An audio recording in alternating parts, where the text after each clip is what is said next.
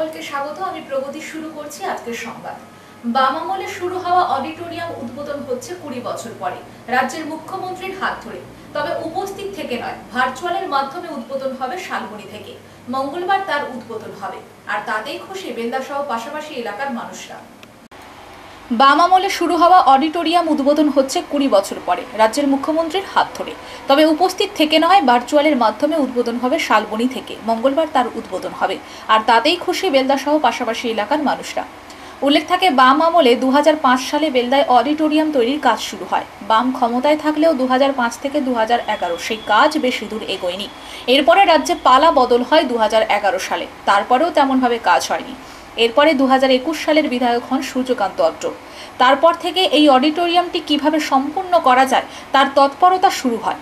অবশেষে বেলদার বিশিষ্ট সমাজসেবী সুজিত চক্রবর্তীকে এই অডিটোরিয়ামের কাজের বরাত দেওয়া হয়, আর তাকে বরাত দেওয়ার পরে কাজ থেমে থাকেনি। ফলে অত্যাধুনিক অডিটোরিয়াম উপহার পেতে চলেছে বেলদাবাসী। বিধায়ক বলেন, তিনি বহু জায়গা থেকে টাকা এনেই কাজটি সম্পন্ন করতে পারলেন। এর জন্য প্রশাসনিক কর্তারা বিশেষভাবে সাহায্য করেছেন বলে তিনি জানান। ফলে মঙ্গলবার ভার্চুয়াল উদ্বোধন হবে এই অডিটোরিয়ামের। এখানে সব রকম আয়োজনের ব্যবস্থা থাকবে। বিয়েবাড়ি থেকে নানা অনুষ্ঠান হবে এই অডিটোরিয়ামে।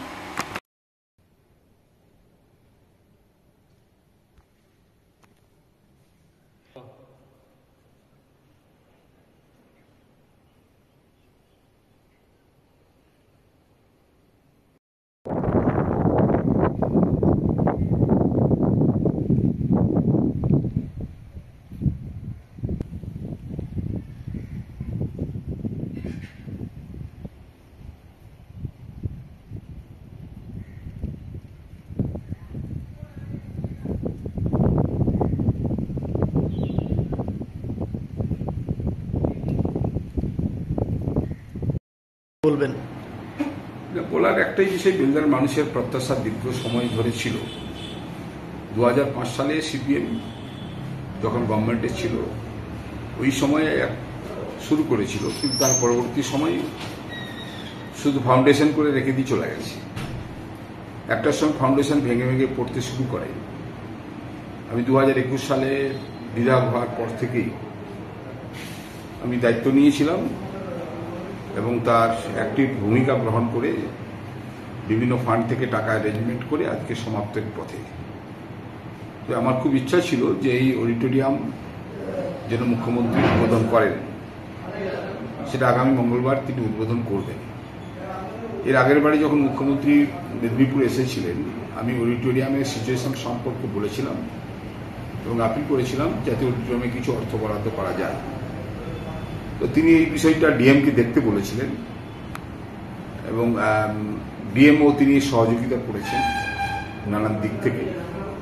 যেমন এসসি ডিপার্টমেন্টে তিনি আপিল করে অডিটোরিয়ামের যেগুলো চেয়ার থাকে তার চেয়ারের ব্যবস্থা করে দিয়েছেন।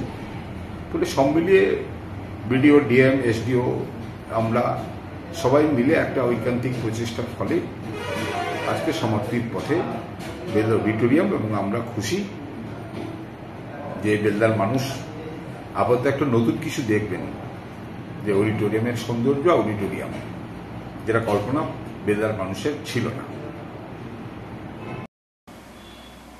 21 ও 22 তারিখ এই জেলায় থাকবেন রাজ্যের মুখ্যমন্ত্রী মমতা বন্দ্যোপাধ্যায়, আর তার সফরকে ঘিরে প্রশাসনিক তৎপরতা লক্ষ্য করা যায়। বিশেষ করে তিনি হেলিকপ্টারে করে আসবেন, তাই দুই জায়গায় হ্যালিপ্যাড তৈরি করা হয়েছে। তারই মহড়া হলো রবিবার, একটি মেদিনীপুর কলেজিয়েট মাঠে, অন্যটি শালবনীতে। 21 ও 22 তারিখ এই জেলায় থাকবেন রাজ্যের মুখ্যমন্ত্রী মমতা বন্দ্যোপাধ্যায়, আর তার সফরকে ঘিরে প্রশাসনিক তৎপরতা লক্ষ্য করা যায়। বিশেষ করে তিনি হেলিকপ্টারে করে আসবেন, তাই দুই জায়গায় হ্যালিপ্যাড তৈরি করা হয়েছে। তারই মহড়া হলো রবিবার, একটি মেদিনীপুর কলেজিয়েট মাঠে, অন্যটি শালবনীতে। উল্লেখ করা যেতে পারে, জিন্দাল গোষ্ঠীর তাপবিদ্যুৎ কেন্দ্রের উদ্বোধন করবেন মুখ্যমন্ত্রী। পাশাপাশি রাজ্যের বেশ কিছু প্রকল্পের উদ্বোধন ও শিলান্যাস করবেন। 2 দিন ঠাসা কর্মসূচি রয়েছে। রাতে মেদিনীপুর সার্কিট হাউসে থাকবেন, সেখানেই জেলার নেতাদের নিয়ে বৈঠক করতে পারেন। বেশ কিছু সরকারি প্রকল্পের শিলান্যাস ও উদ্বোধনের পাশাপাশি এই জেলার মানুষের কি কি কাজ বাকি রয়েছে তারও খোঁজ খবর নেবেন বলে জানা গেছে। সামনে বিধানসভা নির্বাচন, তাই এই জেলায় একটিও আসন যাতে বিরোধীরা থাবা বসাতে না পারে, তার জন্য মুখ্যমন্ত্রী নানা প্রকল্পের উদ্বোধন ও শিলান্যাস করবেন।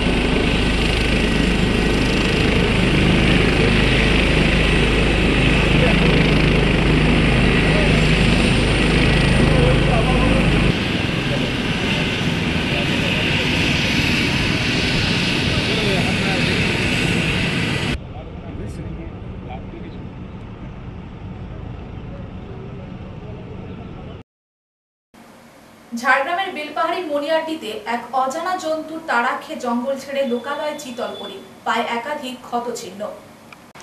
ঝাড়গ্রামের বেলপাহাড়ির মনিয়ারডিতে এক অজানা জন্তুর তাড়া খেয়ে জঙ্গল ছেড়ে লোকালয়ে চিতল হরিণ, পায়ে একাধিক ক্ষতচিহ্ন। স্থানীয় সূত্রে জানা গেছে, কয়েকটি কুকুরের আক্রমণের মুখে পড়ে ওই চিতল হরিণটি। খবর পেয়ে ঘটনাস্থলে পৌঁছায় বন বিভাগের কর্মীরা এবং আহত হরিণটিকে উদ্ধার করে নিয়ে আসা হচ্ছে ঝাড়গ্রাম মিনি জুতে। এমনটাই খবর মিলেছে বন দপ্তর সূত্রে। কিছুদিন আগেই এই এলাকাতে বসবাস করছিল বাঘ, ফলে বাঘের আক্রমণের মুখেও পড়তে পারে হরিণ, এমনটাই সন্দেহ করা হচ্ছে। পায়ের যে ক্ষতচিহ্ন রয়েছে সেটি কোনো জন্তুর আঘাত এখনো পর্যন্ত সঠিকভাবে জানানো হয়নি। স্থানীয়দের একাংশের অনুমান, ঘটনার পর থেকে এলাকায় পুনরায় বাঘের আতঙ্কের সৃষ্টি হয়েছে। গোটা বিষয়টির উপর নজর রাখছে বন দপ্তর। চাকরি কেলেঙ্কারি ও হিন্দু হত্যার অভিযোগে মুখ্যমন্ত্রীর পদত্যাগের দাবিতে এবং একাধিক ইস্যুতে শনিবার ঝাড়গ্রাম শহরে প্রতিবাদ মিছিলের আয়োজন করল ঝাড়গ্রাম সাংগঠনিক জেলা বিজেপি। চাকরি কেলেঙ্কারি ও হিন্দু হত্যার অভিযোগে মুখ্যমন্ত্রীর পদত্যাগের দাবিতে এবং একাধিক ইস্যুতে শনিবার ঝাড়গ্রাম শহরে প্রতিবাদ মিছিলের আয়োজন করল ঝাড়গ্রাম সাংগঠনিক জেলা বিজেপি। মিছিলটি পুরাতন ঝাড়গ্রাম এলাকা থেকে শুরু হয়ে ক্রমশ ঝাড়গ্রাম শহরের পাঁচমাথা মোড়ের দিকে এগিয়ে যায়। এই মিছিলে উপস্থিত ছিলেন বিজেপির রাজ্য নেতৃত্ব উমেশ রায়, তুষার মুখার্জি, জেলা সভাপতি তুফান মাহাতো সহ রাজ্য ও জেলার অন্যান্য গুরুত্বপূর্ণ নেতা নেত্রীরা। তারা মুখ্যমন্ত্রীর কড়া সমালোচনা করে বলেন, রাজ্যে গণতন্ত্র বিপন্ন, দুর্নীতি ও হিংসার বিরুদ্ধে সাধারণ মানুষের স্বার্থেই আন্দোলন চলবে। বিজেপি নেতারা দাবি করেন, রাজ্য সরকারের অধীনে প্রশাসনিক ব্যর্থতা ও অনিয়ম ক্রমেই বাড়ছে।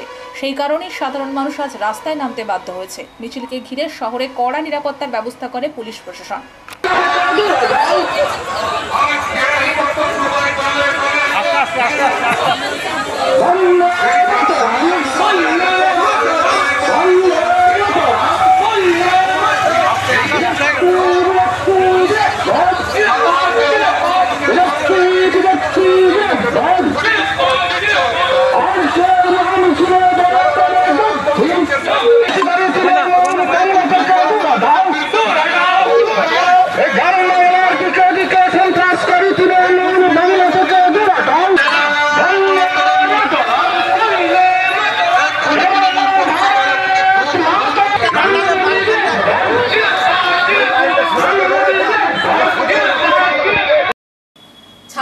ভোটের আগে এবার ব্রিগেড যথেষ্ট তাৎপর্যপূর্ণ। জঙ্গলমহলের ঝাড়গ্রাম জেলা থেকেও এবার দফায় দফায় কর্মী যাওয়া শুরু করেছে রাত থেকেই। এবার ব্রিগেডের প্রস্তুতি হিসেবে একাধিক সভা মিছিল করেছে সিপিএম। 26শে ভোটের আগে এবার ব্রিগেড যথেষ্ট তাৎপর্যপূর্ণ। জঙ্গলমহলের ঝাড়গ্রাম জেলা থেকেও এবার দফায় দফায় কর্মী যাওয়া শুরু করেছে রাত থেকেই। এবার ব্রিগেডের প্রস্তুতি হিসেবে একাধিক সভা মিছিল করেছে সিপিএম। তারই প্রতিফলন দেখা গেল। ব্রিগেড সমাবেশ ইতিমধ্যে যাওয়া শুরু করে দিল নেতাকর্মীরা। রাত থেকে সকাল 7টা পর্যন্ত ঝাড়গ্রাম ও পার্শ্ববর্তী স্টেশন সংলগ্ন নেতাকর্মীরা ট্রেনের রওনা দিচ্ছেন। অপরদিকে যেখানে ট্রেন নেই সেখানে বাস, ছোট গাড়ির ব্যবস্থা করা হয়েছে। বর্তমান সরকার ক্ষমতায় আসার পর এবার ব্রিগেডকে ঘিরে কর্মীদের উদ্দীপনা চোখে পড়ার মতো।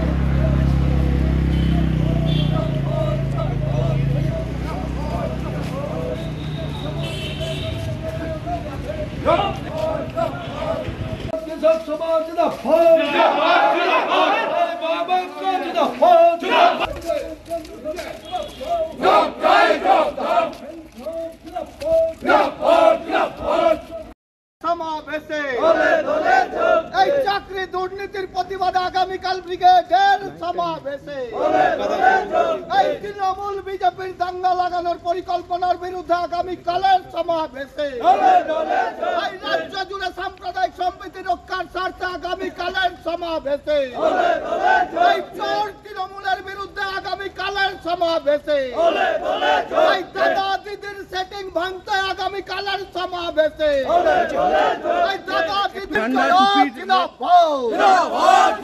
শ্রমিক কৃষক ক্ষেত মজুর বস্তি ঐক্য আগামীকালের সমাবেশে লুটেরাদের বিরুদ্ধে খেটে খাওয়া মানুষের সমাবেশে। একই রক্তদান শিবির করার চল কমেছে, তার উপর চড়া বৈশাখ, দুয়ে মিলে বড়সড় টান পড়েছে রক্তের ভাড়াতে। কয়েকদিন আগেই রক্তের আকাল দেখা দিয়েছিল পূর্ব মেদিনীপুরে, আপাতত তা একটু সামলেছে। একে রক্তদান শিবির করার চল কমেছে, তার উপরে চড়া বৈশাখ, দুয়ে মিলে বড়সড় টান পড়েছে রক্তের ভাঁড়ারে। কয়েকদিন আগেই রক্তের আকাল দেখা দিয়েছিল পূর্ব মেদিনীপুরে, আপাতত তা একটু সামলেছে, কিন্তু গরম বাড়লেই রক্তের যোগানে টান পড়বে নিশ্চিত ভাই। কেননা গরমে অনেক শিবির বাতিল হয়ে যায়, শিবির করা গেলেও রক্তদাতার সংখ্যা অনেকটা কম হয়। আর একটা বড় সমস্যা, ব্লাড ব্যাংকের হাতে রক্ত থাকলেও তা পরীক্ষা না হওয়া। ইতিমধ্যেই এ কারণে রক্ত না পেয়ে বেশ কিছু রোগীর বাড়ির লোকেদের ফিরতে হয়েছে। পূর্ব মেদিনীপুর জেলা হাসপাতাল সুপার বলেছেন, কখনো কখনো বিশেষ গ্রুপের রক্তের ক্ষেত্রে সমস্যা দেখা দিচ্ছে, সেক্ষেত্রে আমরা জরুরি ভিত্তিতে অগ্রাধিকার দিয়ে সমস্যা সমাধান করার চেষ্টা করছি। এই পরিস্থিতিতে পূর্ব মেদিনীপুর জেলার এগরা 2 ব্লকের খেজুরদা বিবেকানন্দ পাঠচক্র সংস্থার স্বেচ্ছায় রক্তদান শিবিরের আয়োজন করেন। শুধু স্বেচ্ছাসেবী সংস্থাই নয়, বর্তমানে পুলিশ প্রশাসনের পক্ষ থেকেও একাধিকবার জেলার বিভিন্ন থানায় করা হয়েছে রক্তদান শিবিরের আয়োজন।